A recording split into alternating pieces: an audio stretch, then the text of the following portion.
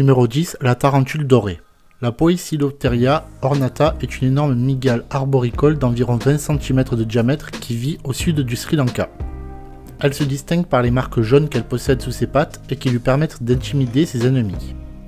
Même si sa morsure n'est pas mortelle, elle peut tout de même entraîner de la fièvre, des douleurs musculaires et des nausées, voire une perte de connaissance. Numéro 9. L'araignée chameau. Cette araignée qui possède de longues antennes au niveau de la tête se retrouve sur tous les continents, sauf en Océanie et en Antarctique. Elle est appelée araignée chameau car la légende veut qu'elle soit capable de sauter à plus de 10 cm de haut afin de s'accrocher aux chameaux et de les mordre. Mais en réalité, son venin n'est pas mortel. En revanche, sa morsure peut provoquer une si grande plaie qu'il y a un grand risque d'infection. Numéro 8. La veuve noire d'Europe. Moins dangereuse que sa cousine américaine, la veuve noire d'Europe n'est pas non plus inoffensive. En effet, cette araignée, reconnaissable aux taches orange, rouge et jaune qui recouvrent son dos, inocule un venin qui attaque le système nerveux. Et attention, elle se rencontre principalement dans le sud de la France. Attention à vous les sudistes. Numéro 7. L'araignée du Laos. Récemment découverte dans des grottes au Laos, l'Heteropoda maxima est ce qu'on peut appeler une grosse araignée. En effet, elle mesure pas moins de 40 cm avec les pattes.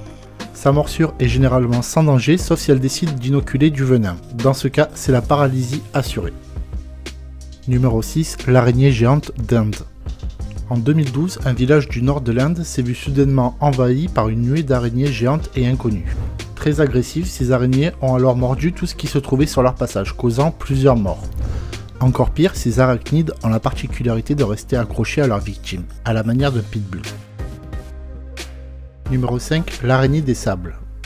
Aussi appelée l'araignée des sables à 6 yeux, la Sicarius adni est un arachnide de 5 cm, qui a une technique de chasse toute particulière. Elle s'enterre dans le sable pour se camoufler et attend que passe une proie pour lui sauter dessus. Elle vit uniquement dans les déserts du sud de l'Afrique et ne mord l'homme que très rarement. En revanche, sa morsure est si puissante qu'elle peut provoquer des lésions de plusieurs centimètres de diamètre. Dis-moi selon toi parmi ces 3 araignées laquelle est la plus dangereuse en commentaire. Numéro 1, l'araignée banane. Numéro 2, la veuve noire d'Amérique. Numéro 3, la mygale australienne. Numéro 4, la veuve noire d'Amérique du Nord. La Latrodectus mactan est vraiment très petite par la taille avec son corps de 15 mm, mais très méchante par le venin. En effet, ce dernier est plus puissant que celui d'un serpent à sonnette. Sa morsure est donc mortelle et provoque maux de tête, spasmes musculaires et même hallucinations. L'injection d'un antidote est donc nécessaire. Numéro 3, la recluse brune.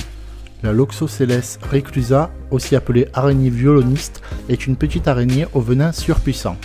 En effet, sa morsure, en plus d'être particulièrement douloureuse, peut être mortelle si elle n'est pas traitée à temps, à cause de la nécrose des tissus qu'elle provoque.